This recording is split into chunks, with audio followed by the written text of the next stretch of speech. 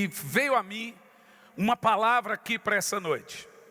E eu falei para o pastor, pastor, eu estou sentindo muito forte de trabalhar um pouco nesse tema sobre a realidade ou as realidades do reino espiritual.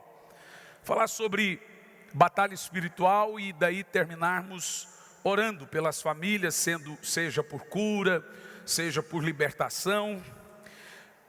Grande parte das nossas lutas são perdidas por desconhecimento. A única maneira de você derrotar o seu inimigo é conhecendo ele. Sem o total conhecimento da realidade espiritual, você vai perder todas as suas guerras. A Bíblia fala dessa realidade. O apóstolo Paulo, se hoje fosse conhecido como um pregador numa determinada área, eles iam dizer que ele era um pregador de batalha espiritual. Porque era um tema que ele abordava incansavelmente. E eu gostaria de falar sobre esse tema, sobre a questão da realidade espiritual, dos mundos, que a Bíblia chama de mundos espirituais. Você sabe, você é um indivíduo constituído de uma tricotomia. Nós somos espírito, alma e corpo. O espírito é a parte sua que se comunica com o céu. Então ele opera verticalmente. A alma opera horizontalmente. E o corpo, ele reage aos dois, tanto ao espírito quanto à alma. Então você vai analisar comigo que você é muito mais espiritual do que carnal. Você tem espírito e alma, que ambos fazem parte do invisível. E apenas um corpinho que não serve para quase nada. Falando sobre isso, eu quero que você abra sua Bíblia, Ezequiel 28, no versículo 12.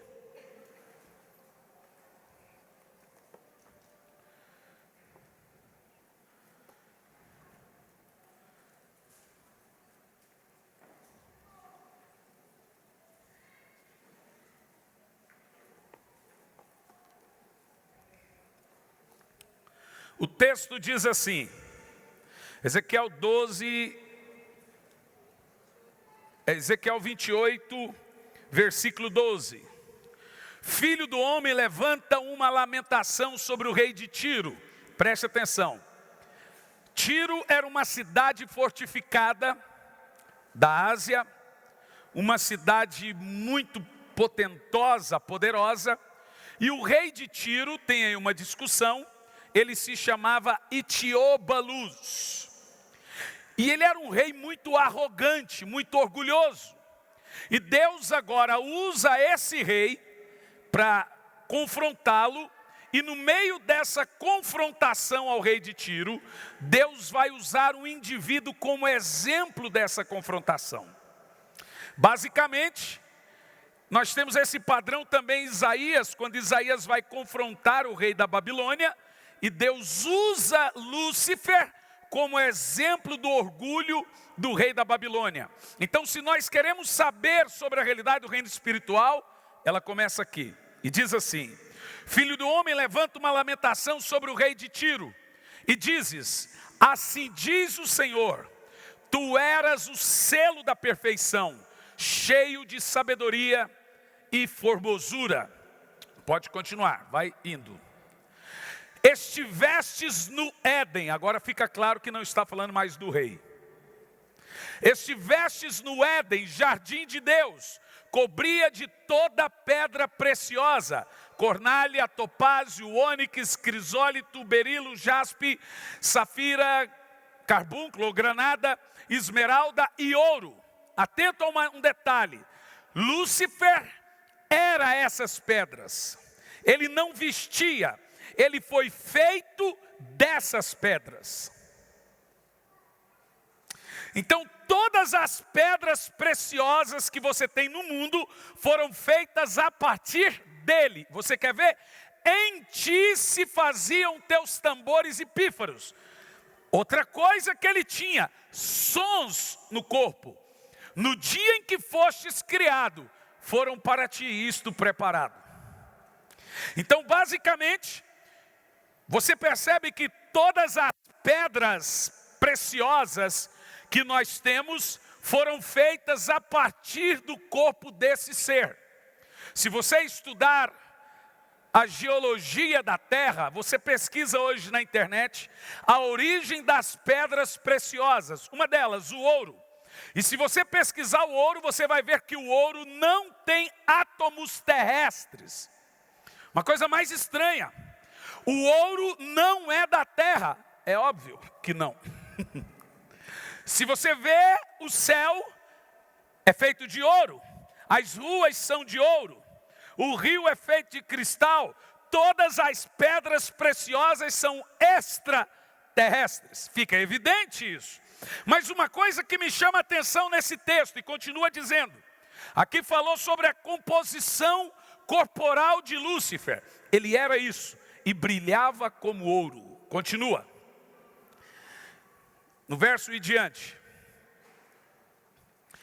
Eu te coloquei como querubim da guarda. Observa a palavra. A palavra é guardador, protetor, guardador, querubim da guarda. Estiveste sobre o monte santo de Deus. Andastes no meio das pedras de fogo, pedras afogueadas. Pode ir diante.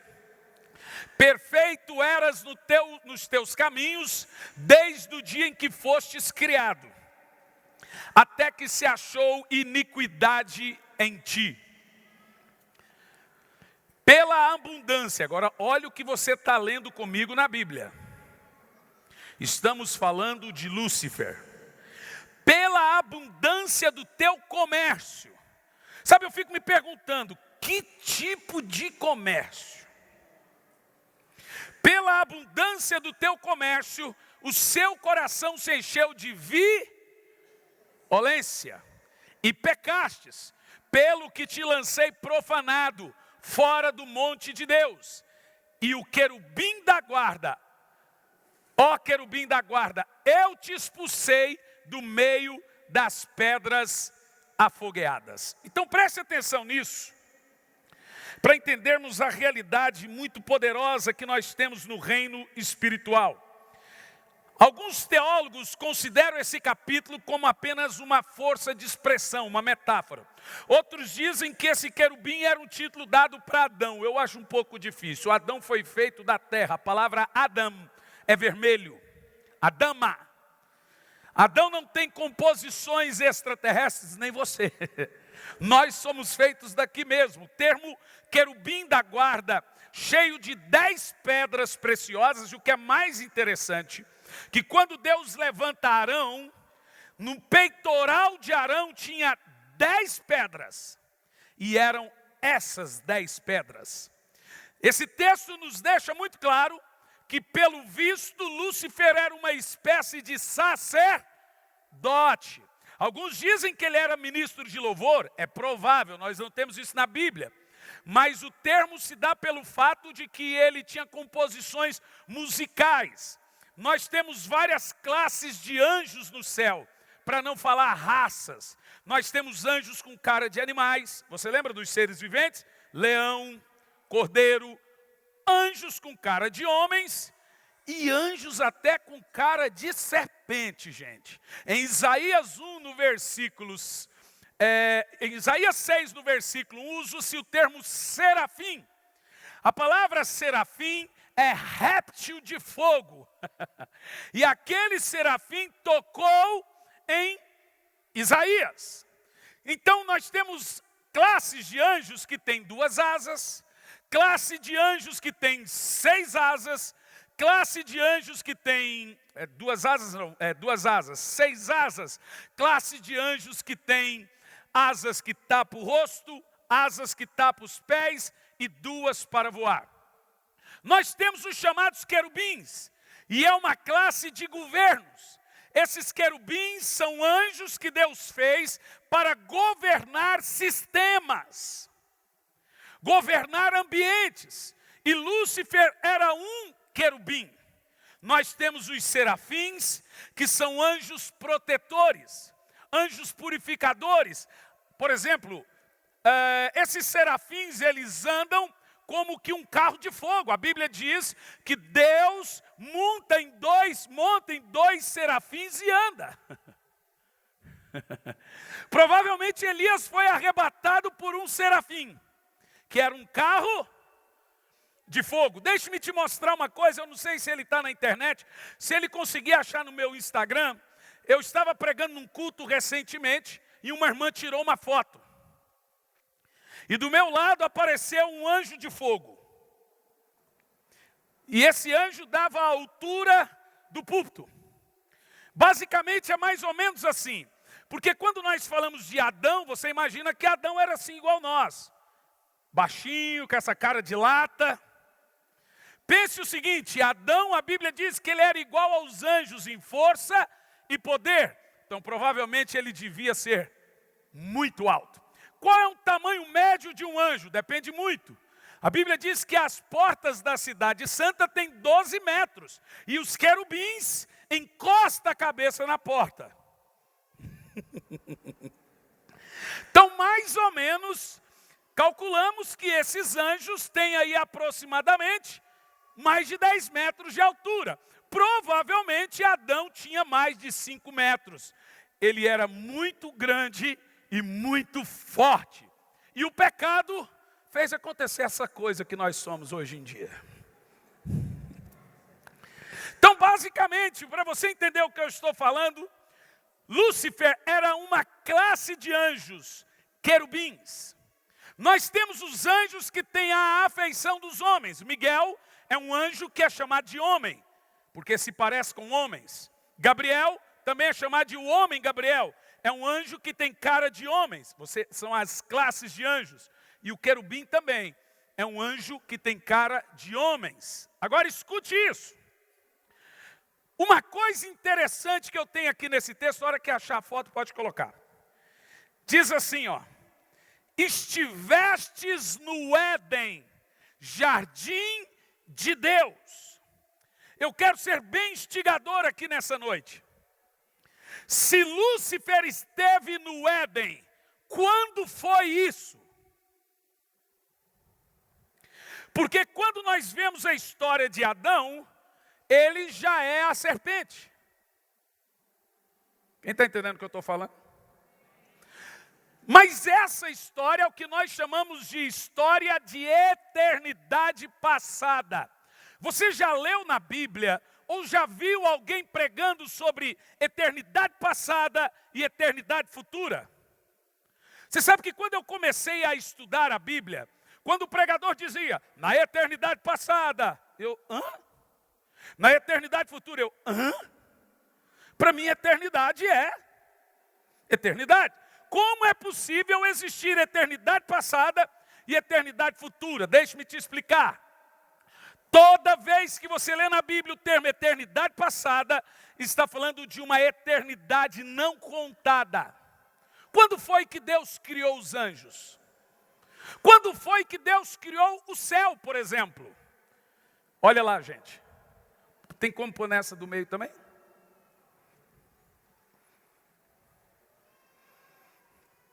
Olha lá. Legal, né? Eu te empresto ele depois. Provavelmente é um serafim que tocou Isaías. A Bíblia diz que um serafim de fogo tocou na boca de Isaías. Legal demais, né? Obrigado. Yes, é muito bom. Dura quando aparece demônio também. Então escute isso. Eu quero te fazer uma pergunta aqui. Lúcifer caiu ou não caiu? Ele caiu antes de Adão ou depois de Adão? Responda. Se Lúcifer caiu antes de Adão, ele caiu aonde? Na terra? Bugou? Como que ele caiu na terra? Vamos lá. Lúcifer caiu antes de Adão. Se foi antes de Adão, foi antes dos 6 dias, ou 7. Se ele caiu antes dos 7 dias, aonde ele caiu? Ou você acha que ele virou um titã, ficou sentado no trono do universo, transformando as nações em areia? Porque tem gente que prega isso, que Lúcifer ficou vagando pelos... Esse povo está assistindo muito filme da Marvel. Ficou vagando pelos planetas, devastando os planetas. Aí quando Deus fez a terra, ele veio para a terra. Então vamos lá saber aonde Lúcifer caiu. E depois vamos lidar como ele caiu. Porque no texto aqui diz: estivestes no Éden, jardim de Deus. Ezequiel 28, no versículo 13, diz: estivestes no Éden, lugar de delícias, no jardim de Deus. Vamos ver de onde ou aonde ele caiu no texto. Pode continuar o texto a partir do versículo 16. Pela abundância do teu comércio, o teu coração se encheu de violência e pecastes, pelo que te lancei profanado fora do monte de Deus. E o querubim da guarda te expulsou do meio das pedras afogueadas. Pode continuar. Elevou-se o seu coração por causa da tua formosura, corrompestes a tua sabedoria, por causa do seu brilho, o seu resplendor, por terra te lancei. Mas aí aqui ainda temos um português experimental. Pode ser o planeta ou pode ser no chão. Não está na terra, está por terra. Ok. Mas veja agora Isaías no capítulo 14, no versículo 12, para você saber aonde Lúcifer foi jogado. E aí nós temos uma aplicação fantástica sobre a realidade espiritual. E eu quero terminar aqui hoje falando sobre arma de ataque e arma de defesa contra o reino das trevas. Isaías 14, versículo 12. Como caístes do céu, ó estrela da manhã, filha da alva, como fostes lançado por terra, tu que prostrava as nações. O quê? Você leu? Tu que prostrava o quê? Que nações? Que nações que ele prostrava? Isso é antes dele cair, antes de Adão e Eva, antes dos 7 dias, no que nós chamamos de eternidade passada. Porque a única eternidade contada na Bíblia é a futura. A passada é será que é? Vamos, continua o texto. Ali ainda temos por terra, mas agora vai mudar. E tu dizias no teu coração: eu subirei acima das estrelas de Deus, exaltarei o meu trono, e no monte da congregação me assentarei nas extremidades do norte. Quer dizer que ele está abaixo. Subirei acima das mais altas nuvens e serei semelhante ao Altíssimo. Agora olha o texto. Contudo, levado serás ao Sheol, ao mais profundo do abismo. Dá uma pausa aí. Eu mandei para eles ali uma definição da palavra abismo. Primeiro, o texto sugere que ele foi jogado no lugar. A palavra inferno em hebraico é Sheol, e inferno em grego é Hades. Sheol é um lugar que Deus fez para o diabo e seus anjos. E aonde é esse Sheol? No abismo. E o que é esse abismo? Veja comigo Gênesis capítulo 1, no versículo 1 e diante. Depois eu volto nesse texto. No princípio criou Deus os céus e a terra. Verso 2. E a terra era sem forma e vazia, e havia trevas sobre a face do abismo. Aonde ele foi jogado? Por que havia trevas? Agora você me pergunta, peraí, mas ali está tudo sem ser criado, como que está tudo sem criação se já tinha água? Pense bem, como que a terra apareceu debaixo das águas? O texto diz que havia trevas sobre o abismo e o Espírito pairava sobre as águas. Em nenhum momento dos 7 dias, você vê Deus dizendo, vamos criar a água. E nem tampouco vamos criar a terra. Ele apenas diz, faz separação entre a água e a terra. Aonde está a terra ali, gente? Embaixo das águas. Quem está entendendo o que eu estou falando? E por que nós temos um abismo ali? Porque foi basicamente aonde estão essas trevas que Lúcifer foi jogado. Mas aí surge uma questão. Pastor, é a partir do versículo 2 de Gênesis que nós temos a criação do mundo. Olhe bem para mim. Volta o versículo 1 de Gênesis 1. Olha o termo. No princípio criou Deus os céus e a terra. Em hebraico está assim, ó, Bereshit bara ha Elohim, vet ha shamarim. O termo significa, no princípio Deus fez tudo do nada. A palavra bara é Deus pegar e criar tudo de uma matéria inexistente. A partir do versículo 2 você não tem mais a palavra bara, você já tem a palavra haja, que significa criar do que existe. No versículo 1, é quando Deus criou o universo, é quando Deus fez os anjos, é quando Deus fez tudo perfeito em sua beleza, inclusive a terra. Mas no versículo 2 parece que alguma coisa está destoando, porque no versículo 2 diz, a terra era sem forma e vazia. Como que isso é possível?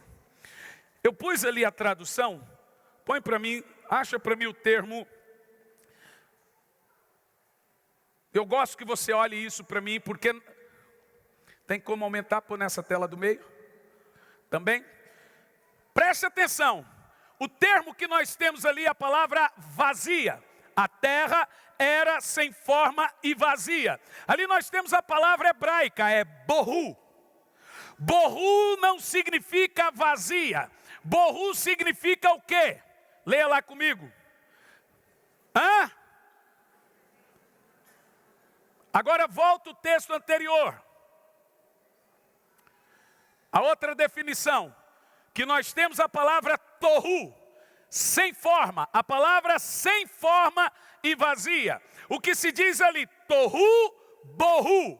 Olha o termo. A terra era sem forma e vazia. Põe a palavra primeira.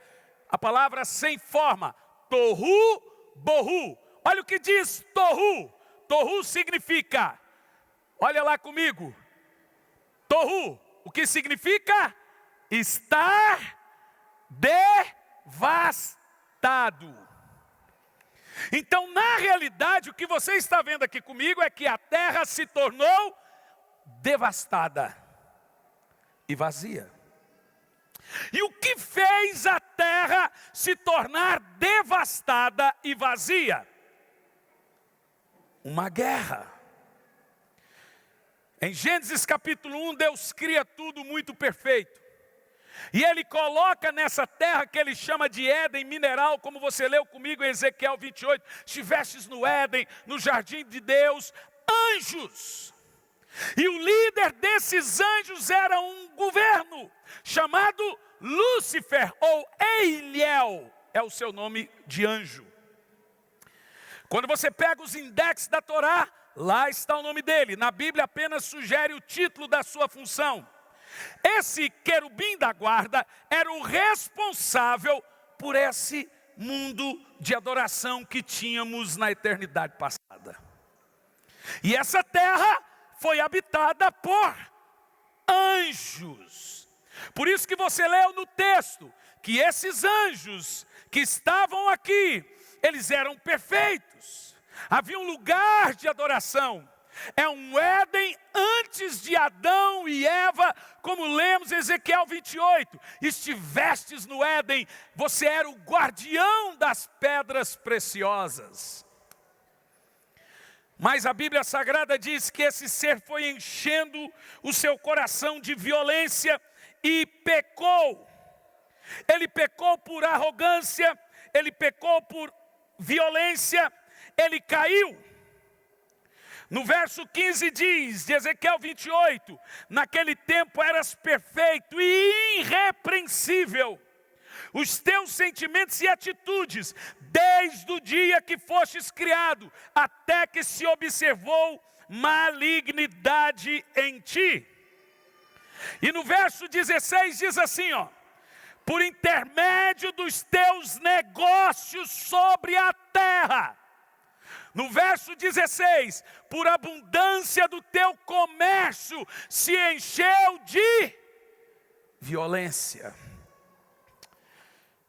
Isso é tão interessante, que voltando a Isaías 14, agora nos versos 16 e 17, vai mostrar como Deus derruba Lúcifer.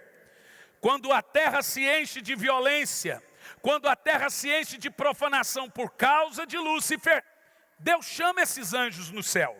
No verso 16 e 17, os que te virem, te contemplarão, considerar-te-ão e dirão, não é este o varão que fazia estremecer a terra, e que fazia tremer os reinos, e que punha o mundo como um deserto, e assolava as suas cidades, e os cativos não deixava ir soltos. Isso é antes de Gênesis, versículo 2. Volta o versículo 12 desse texto para você entender. Verso 12, desse Isaías. Nesse capítulo 12. Como caístes do céu, ó estrela da manhã, filho da alva, como fostes lançado por terra, tu que prostrava as nações. Continua. E tu dizias no teu coração, eu subirei ao céu e acima das estrelas, anjos de Deus, colocarei o meu trono e me assentarei nas extremidades do norte. Subirei acima das mais altas nuvens e serei semelhante ao Altíssimo. Contudo, levado serás ao inferno, ao mais profundo do abismo. Pode continuar. E os que te virem te contemplarão, considerar-te-ão e dirão, não é este o varão que faria estremecer a terra e que fazia tremer os reinos? De quem está falando? Agora em Ezequiel 28 diz que Deus convida e chama esses anjos. E o livro de Salmos diz que houve batalha.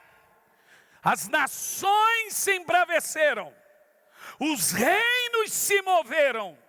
Ele levantou a sua voz e a terra se derreteu. Aí você entende a palavra devastada. Por causa da iniquidade provocada por Lúcifer aqui nessa terra, Deus brada e derrete a terra. Ele abre as comportas da terra e todas as águas cobrem a terra. E agora o que nós temos? Uma quantidade de zilhões de anos incontáveis entre Gênesis capítulo 1, versículo 1 e Gênesis capítulo 1, no versículo 2. Não sabemos quanto tempo essa terra está embaixo das águas. E no abismo estão os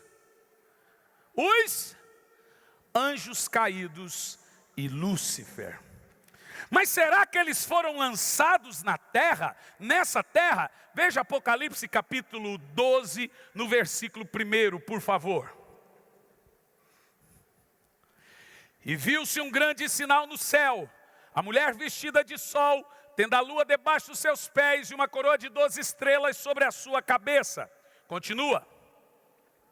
E viu, pode ir em diante, partido 2, e estava grávida, gritando com dores de parto para dar à luz. Essa mulher tanto representa Israel no primeiro século, que era perseguido, como agora representa a igreja. Quem é perseguido agora é a igreja. Mas olha o texto.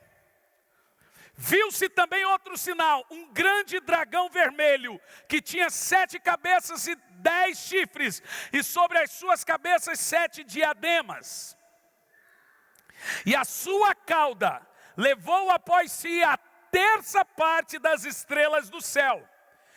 E o dragão, a terça parte das estrelas do céu, e lançou-as sobre agora não é lançou-as sobre a terra, e o dragão parou diante da mulher que estava prestes para dar à luz. Satanás foi jogado na terra. Isaías diz que ele foi jogado no abismo. A Bíblia diz que Deus fez o inferno por causa deles.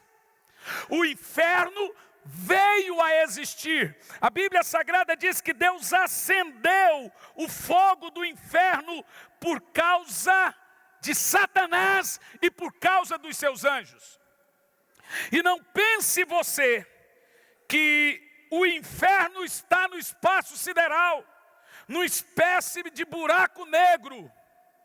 Aonde está a casa de Satanás? Nós sabemos, porque Jesus, na parábola do rico e Lázaro, fala desse abismo. Quando ele chega em Gadara e os demônios são expulsos, os demônios pedem para não ser jogados no abismo. O abismo é o que a Bíblia também chama de Sheol, ou Tártaro, ou prisão, ou inferno. É o que separa o Giena do inferno e o paraíso.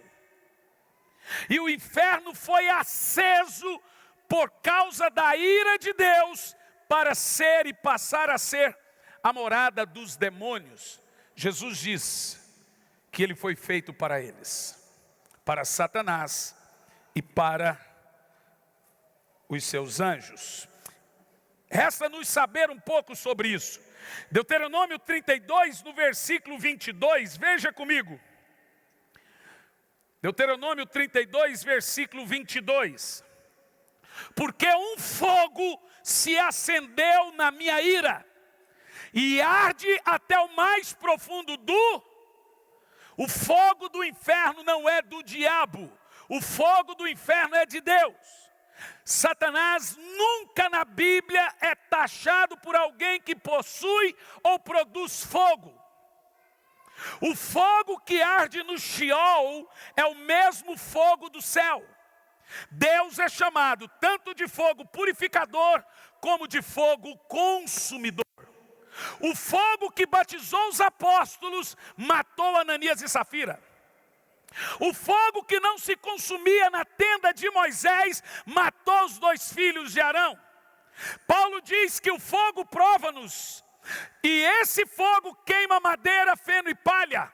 O mesmo fogo purifica ouro, prata e pérolas.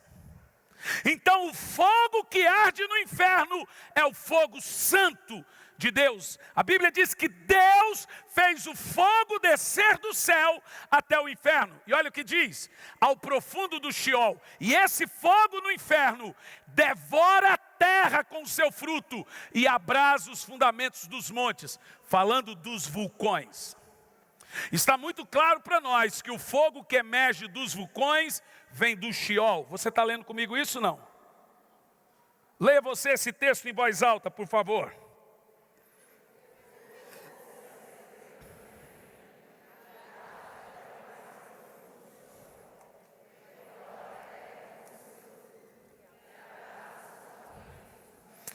Em Mateus 25 e 41, eu vou falando, você vai colocando o texto, diz assim: mas o rei ordenará os que estiverem à esquerda. Aonde? E os da direita são benditos. Malditos os da esquerda. Apartai-vos de mim. Os que estão na esquerda E ele diz: malditos, apartai-vos de mim para o fogo eterno, que foi feito, preparado para o diabo e seus anjos. Então olhe bem para mim. Escute bem que você já está entendendo a coisa. Aonde é o inferno? Aonde está Satanás e seus anjos? Existe uma localização geográfica do inferno. Primeiro que a Bíblia diz que as pessoas vão para o inferno quando não tem Jesus. Esse grupo de gente, ele diz: malditos, e vão para o inferno, não foi feito para vocês, foi feito para o diabo e seus anjos, mas você vai para o inferno. Qual é a localização desse tempo e espaço? Talvez você pense que o inferno é espiritual. Talvez você pense que quem está lá no inferno é só a alminha. Se eu te disser que nós encontramos na Bíblia pessoas vivas, no corpo, alma e espírito, que caíram no inferno vivas. E a Bíblia diz que caíram feito pedra, porque corpo pesa, alma não. Aonde ele está? Porque hoje é uma batalha teológica na televisão. As pessoas morrem, ficam no pó da terra, ficam dormindo, ninguém vai para o céu, ninguém vai para o inferno. Você já ouviu isso? Mas será que isso é verdade? Será que é saudável as pessoas não se preocuparem com a perdição? Jesus falou mais sobre o inferno do que sobre o céu. Até mesmo no texto maior do amor de Deus, está lá o inferno, para que todo aquele que nele crê, não pereça, mas tenha a vida eterna. E perece aonde? Perece no inferno. Então olhe bem para mim. No Velho Testamento, a palavra usada para inferno é Sheol.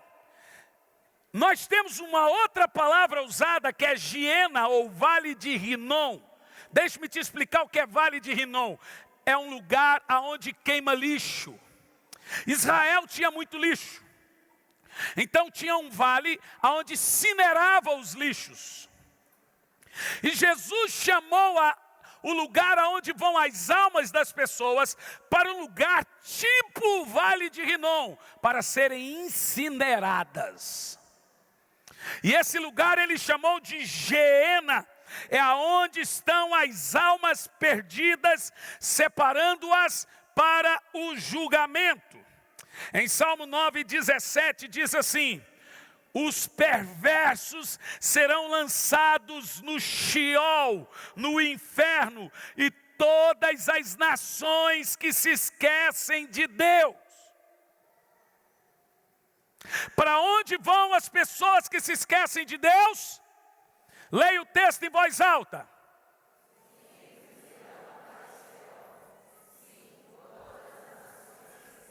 Aqui está falando de desviado, viu? Só esquece de Deus quem conhece Deus. Para onde vão essas pessoas? O Sheol. Aonde está Satanás? Para onde vão os que se esquecem de Deus? Para a casa do capeta.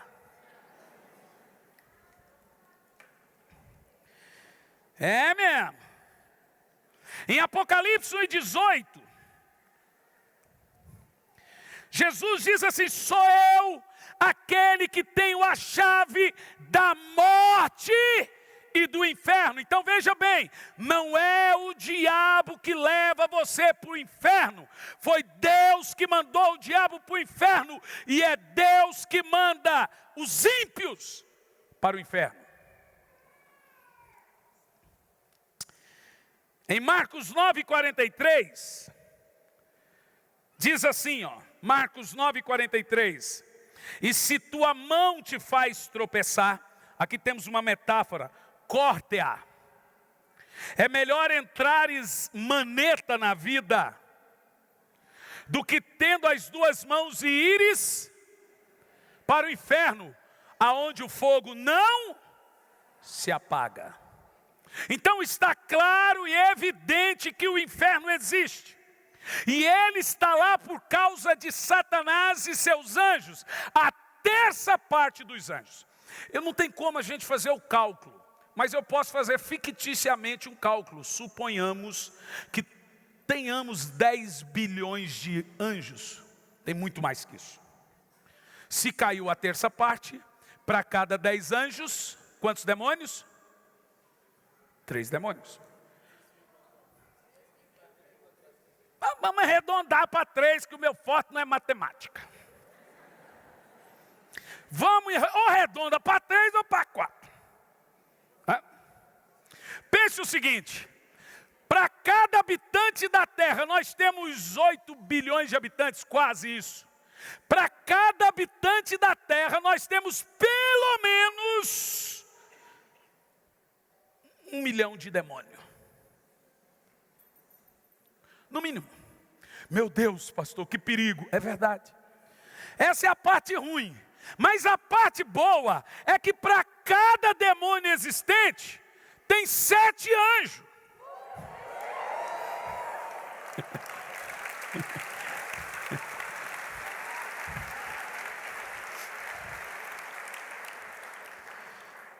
Por isso que a Bíblia diz que existe uma guerra entre o bem e o mal. Jesus chamou Satanás de príncipe deste mundo. Esse lugar já foi dele, deixou de ser dele e passou a ser dele de novo. Lembra quando ele levou Jesus na ponta do pináculo? Ele mostrou, diz a Bíblia, os reinos da terra. Ele disse: você está vendo isso aqui? Tudo é meu. Está vendo ali, ó, Arena do Corinthians? Está vendo aqui? Tudo isso é meu. E ele disse mais: tudo isso te darei. Olha o que ele diz: porque me foi dado. Então eu dou, está lá na Bíblia, a quem eu quiser. Mas quem deu isso para ele, irmão? Aí você fala: foi Deus. Um dia foi, mas ele perdeu, porque Deus criou o homem. Veja, Lúcifer se vestia com pedras. Lúcifer era o querubim da guarda. Lúcifer era um sacerdote. Lúcifer dominava as nações, como nós lemos em Isaías. Agora Deus vem depois de zilhões de anos e fala: vou fazer o homem. Ele não vai se vestir de pedras, ele vai se vestir com a minha glória. Esse homem vai ser igual a mim, a minha imagem, a minha semelhança. E agora tudo que era de Lúcifer, inclusive a terra, Deus disse: domine, domine, domine. Tudo isso é seu. Que maravilha. Mas esse homem estava com a rebimboca da parafuseta meia fraca, porque era tudo dele. Agora pense o seguinte comigo: eu te dou um presente, você pega esse presente que eu te dei e você dá para outro, alguém que eu não gosto. Eu posso ir lá e tomar dessa pessoa esse presente? Responda. Só tem uma maneira de eu ter de volta aquilo. Quem falou? Comprando. E aonde que houve essa compra? Yes. E não é só isso. A Bíblia diz que na cruz ele envergonhou os principados e potestades. Ele colocou a dívida. Adão nos deixou em dívida. Ele cravou na cruz essa dívida e ele tomou. Ele desceu às profundezas do inferno, no Sheol, pegou o governo do mundo, tomou os reinos da terra e disse: tudo é meu, eu tenho todo o poder e toda a autoridade no céu e na terra. Aleluia! Em Filipenses, no capítulo 2, no versículo 6, a Bíblia diz que ao nome de Jesus se dobre todos os joelhos, dos que estão no céu, dos que estão na terra, dos que estão no Sheol, e toda língua confesse, no céu, na terra, no Sheol, que Jesus Cristo é o Senhor. Olhe bem, calma. Nesse exato momento, tem demônios no abismo dizendo: Jesus é o Senhor, Jesus é o Senhor, Jesus é o Senhor, Jesus é o Senhor.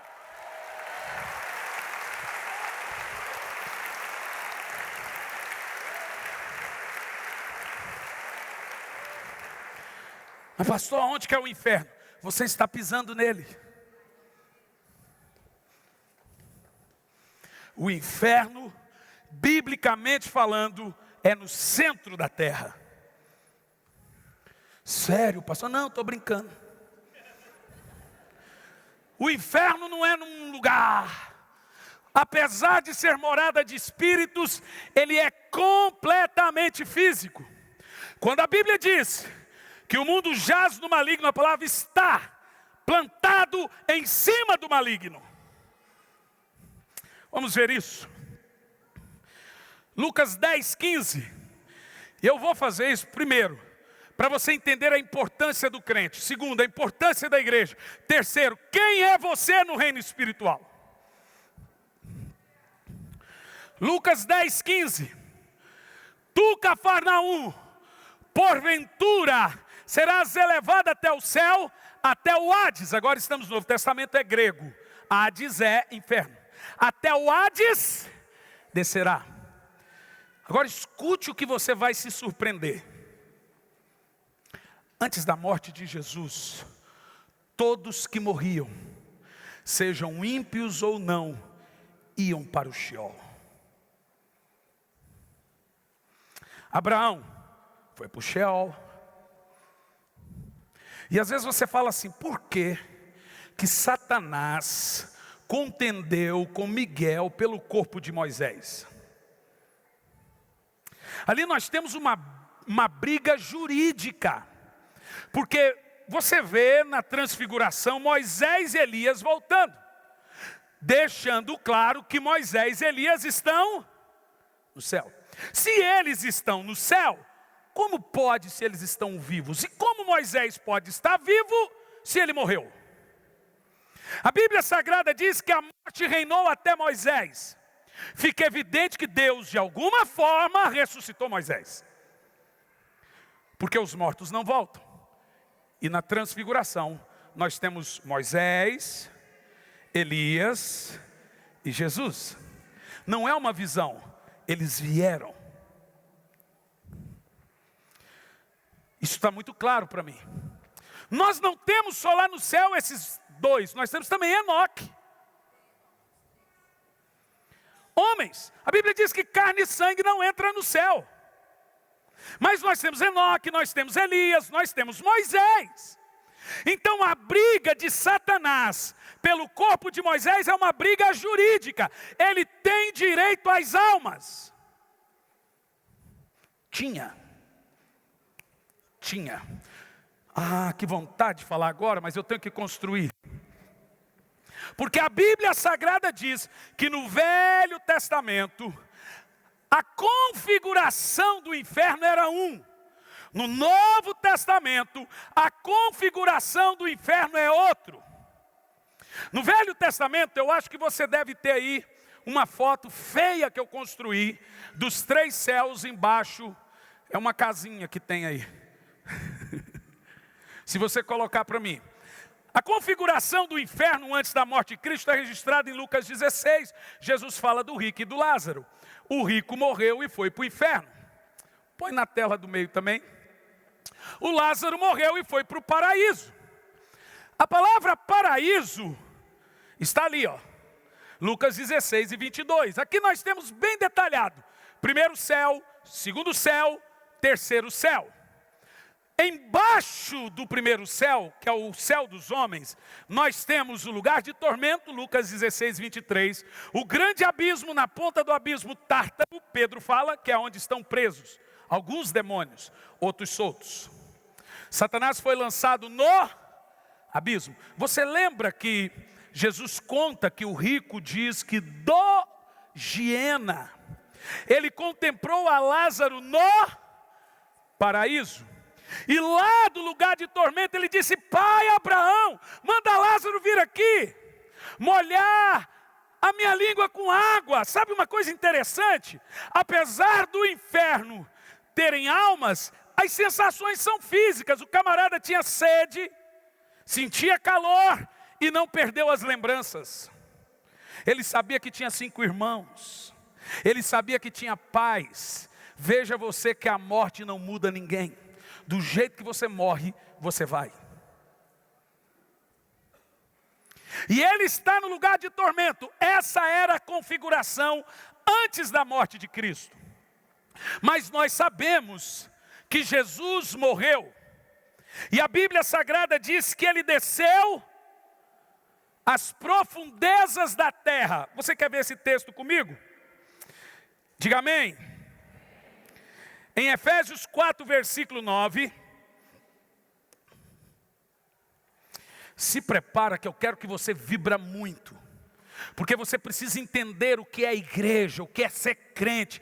A Bíblia diz que salvação é tirar o homem do reino das trevas e transportá-lo para o reino da luz.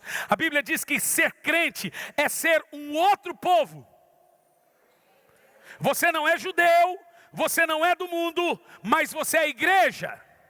É uma nova raça. A Bíblia diz raça diferente, raça eleita. É um outro tipo de gente. Você não é do mundo, mas você ainda não é do céu. Você é raça. É igreja. Olhe bem. Ora, isto, ele subiu, que é senão aquele que também desceu às partes baixas da terra. O inferno é físico. O céu é espiritual, mas o inferno é físico. E tem mais. 1 de Pedro 3, versículo 19. Aquele que... 1 de Pedro 3 e 19.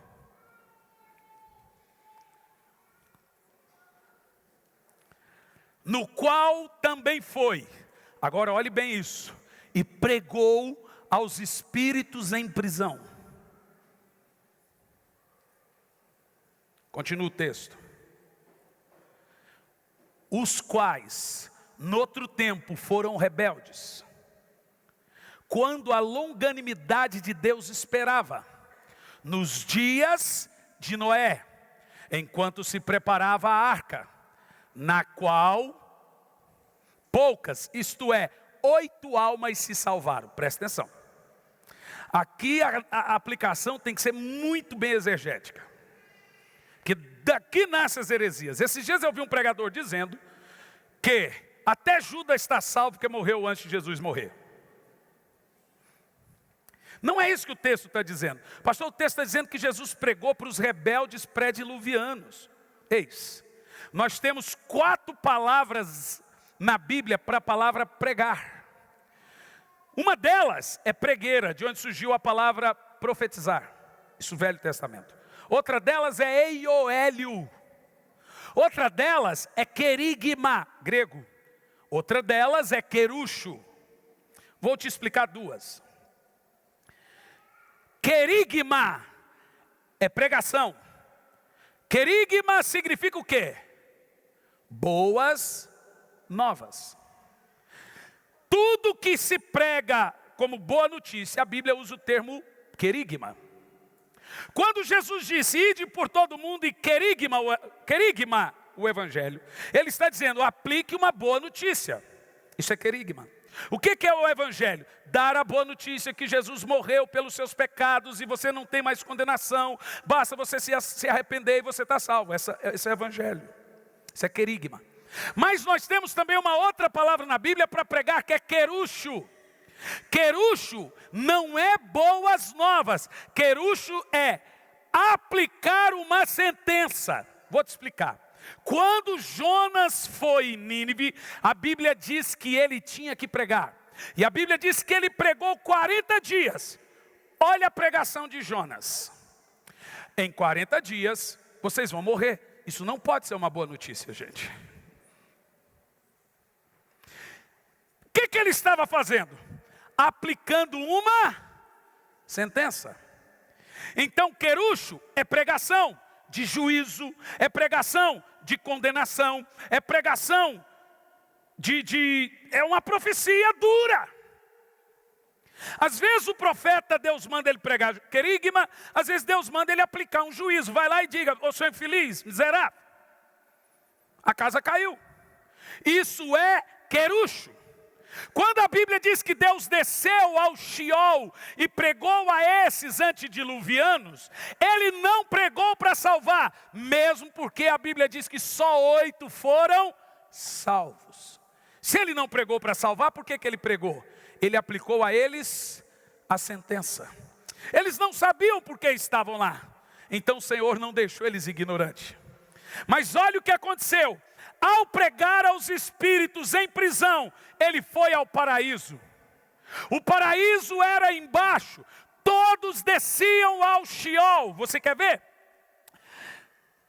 Não precisa pôr na tela, eu só cito. Salmos 16:10, Davi disse: não deixará que a minha alma sofra no Sheol. Salmos 30, verso 3, Senhor do Sheol, fizeste subir a minha alma, preservaste minha vida para que eu não descestes mais ao abismo. Isaías 14:15 diz: contudo serás levado ao reino dos mortos, ao mais profundo do abismo. Jacó, quando ficou sabendo que José morreu, a Bíblia diz que ele disse: eu quero descer ao Sheol para me encontrar com meu filho. Jesus ainda não tinha preparado João 14, verso 1. Não vos turbe o vosso coração, credes em Deus, credes também em mim. Na casa de meu pai há muitas moradas. Se não fosse assim, eu vou-lhe teria dito, pois vou para o Pai preparar o paraíso, preparar um lugar. Aleluia. Por isso que a Bíblia Sagrada diz que ele desceu. E ele fez o quê? Ele levou o cativeiro. Todos aqueles que morreram antes de Cristo, que não estavam entre aqueles ímpios, mas estavam no paraíso, como Abraão, vemos em Lucas 16, Jesus levou. E ele inaugurou um lugar chamado terceiro céu, que se chama paraíso celestial. Agora o paraíso não está mais na terra ou embaixo, o paraíso está no céu. Em 2 de Paulo aos Coríntios 12, verso 1, o apóstolo Paulo diz que foi arrebatado ao terceiro céu, e lá ele viu coisas que não é digno falar. Ele diz: eu fui levado ao paraíso. Então o paraíso hoje é onde? No terceiro céu. E o terceiro céu fica onde? Apocalipse 6, versículo 15, por favor.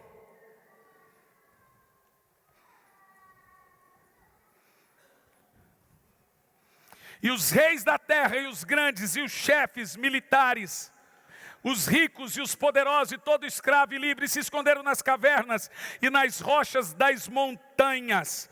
Põe Apocalipse capítulo 9, versículo 1.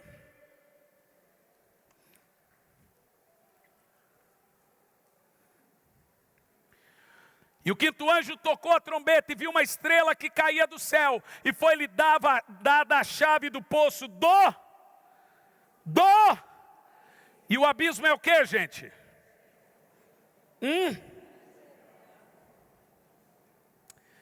Uma coisa interessante que eu encontrei aqui na terra é que a igreja divide o espaço com o inferno. Deus não levantou uma igreja frouxa.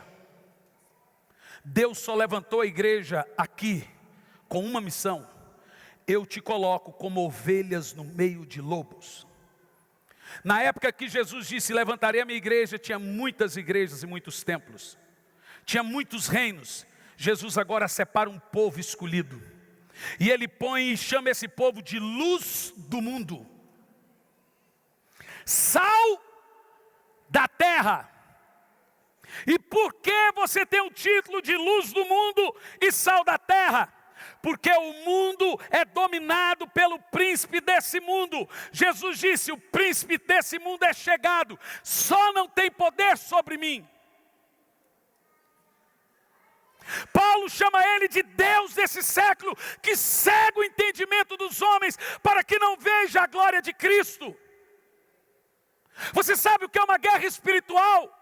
É converter um homem das trevas para a luz. Você sabe por que você se converteu? Para ser um soldado nessa guerra, para ser um guerreiro nessa guerra, nesse lugar cheio de trevas, nesse mundo tenebroso. Paulo chama esse mundo de tenebroso, ele chama esse mundo de lugar de guerra.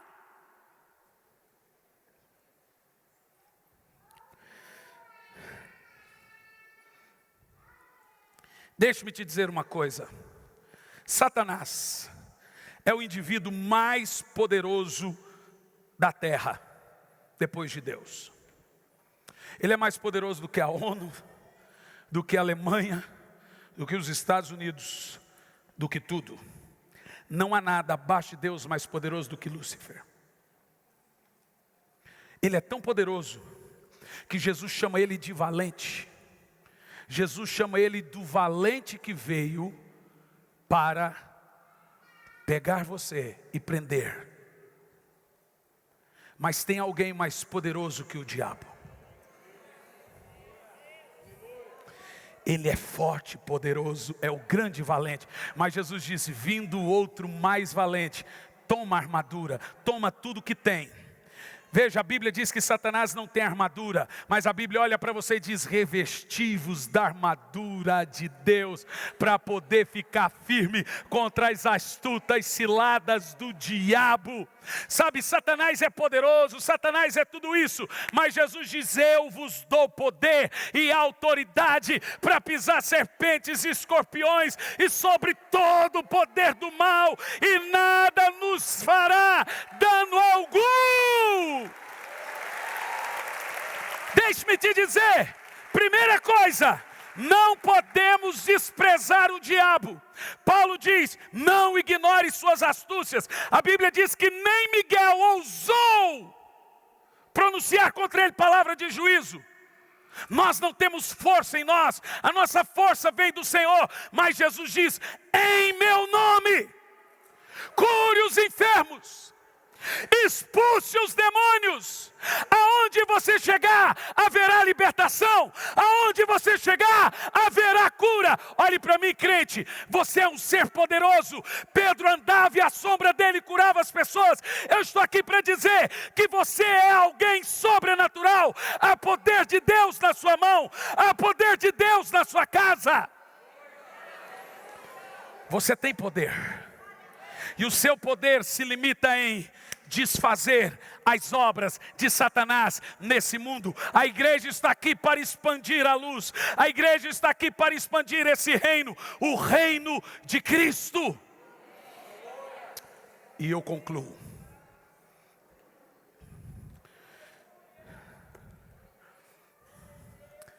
Olha aqui para mim.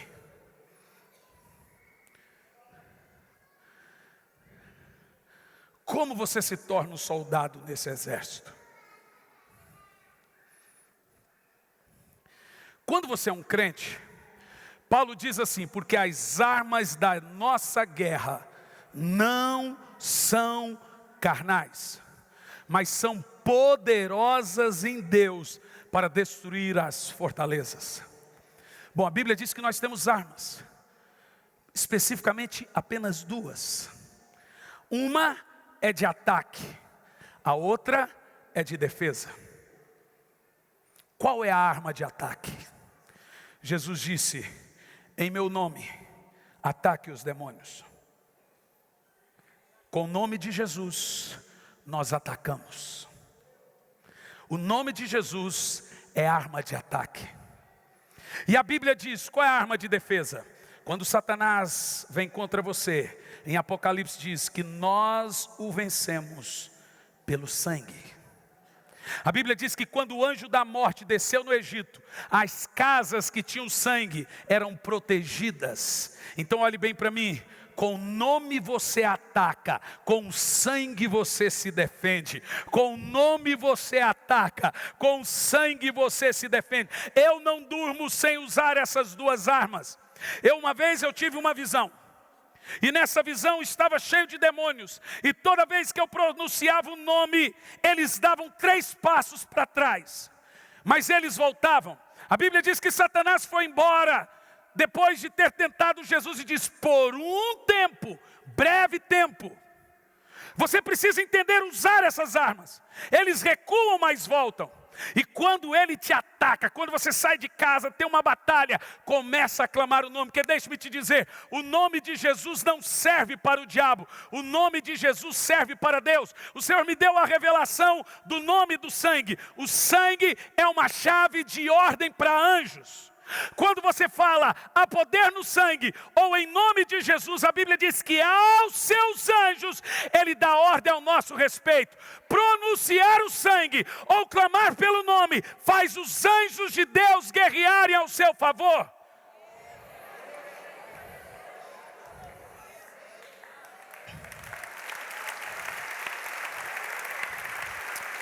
Eu gosto de pôr as mãos sobre o meu filho, ou os meus filhos, e dizer: Senhor, cubra com teu sangue. Eu gosto de sair de casa e falar: Senhor, cubra com teu sangue. Os demônios não conseguem ver. Eu tive uma visão, e um demônio disse: cadê sua família? No sonho ou visão, não sei. Eu disse: está em casa, mas eu não consigo ver. Minha mulher está aqui do meu lado, não estou vendo. Nós somos escondidos no sangue de Cristo.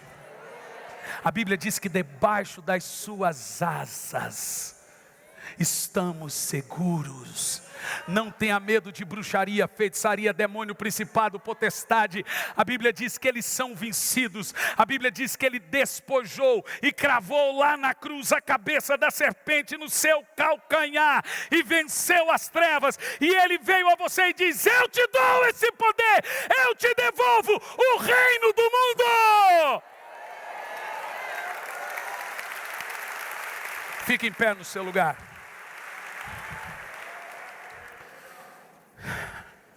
Eu fico muito triste, irmão, o pessoal do louvor, quando eu vejo crentes com aquela mimimi.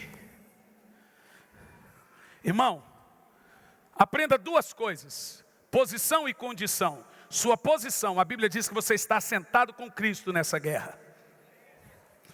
Sua condição, você é a justiça de Deus, lavado e remido pelo sangue do Cordeiro. Você está reinando no reino espiritual, nas regiões celestiais. O reino das trevas é real, mas a igreja é poderosa. Eu não sei se vocês lembram daquela música: pelo Senhor marchamos sim.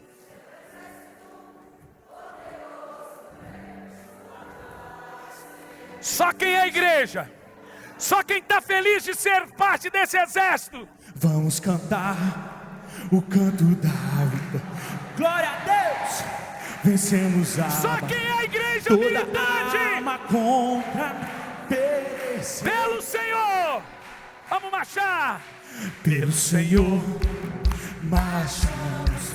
O seu exército poderoso é. Sua glória será vista em toda terra. Quem é mais que vencedor?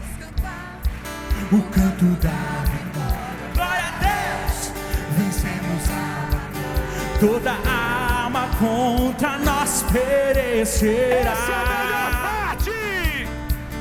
E o nosso General é Cristo. Seguimos os teus passos. Nenhum inimigo nos resistirá. O nosso general é Cristo. Seguimos os teus passos. Nenhum inimigo nos resistirá. Levante as suas mãos. Tem causa na justiça parada no reino espiritual. Tem enfermidades. Tem situações travadas. Você vai usar essas 2 armas agora. Comece a usar o nome de Jesus. Em meu nome. Comece a usar o nome de Jesus para que solte aquele vício. Abra a boca. Tem alguém precisando do Senhor? Manda o sangue de Jesus lá. Fala: o sangue de Jesus está sobre minha casa, o sangue de Jesus está sobre minha família. Você precisa de cura. Tem gente que vai ser curada agora.